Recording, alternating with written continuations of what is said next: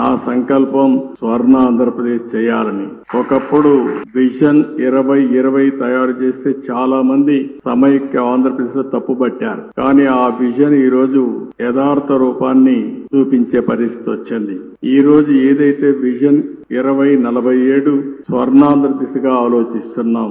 నేను స్వామీజీకి ఒకటే హామీ ఇస్తున్నా, ఏదైతే సంపద రావాలి, అదే విధంగా మీ అందరికి ఆనందంగా ఉండాలి.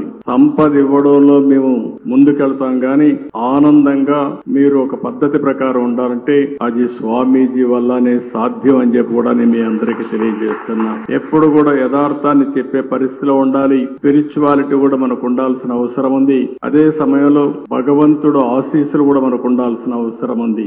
ఆ భగవంతుడికి దగ్గర చేర్చే వ్యక్తే మన పూజ్యశ్రీ స్వామీజీ అని చెప్పి కూడా నేను మీకు తెలియజేస్తున్నా. చాలా మందిని చూశాం గాని నాదస్వరంతో మన అందరికీ సమస్యలుంటే పరిష్కారం చేసే శక్తి ఒక్క మన స్వామికే ఉండడం మనందరి అదృష్టం కూడా.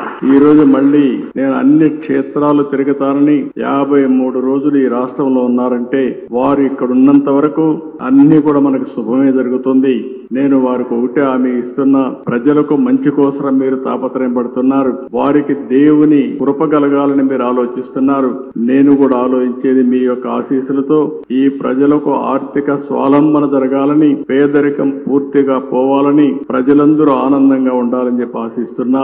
దానికి పూర్తిగా స్వామీజీ యొక్క ఆశీస్సులు కోరుకుంటూ ఈ రోజు మిమ్మల్ని చూస్తే ఒక ప్రశాంతంగా కూర్చున్నారు ఇక్కడ. అంటే మీరంతా ఒక పరిపక్వంగా కూడా ఉన్నారు. స్వామీజీ పైన నమ్మకం, ఆ నమ్మకంలో కొంత శాతం పాలకులైన నా మీద కూడా పెట్టండి.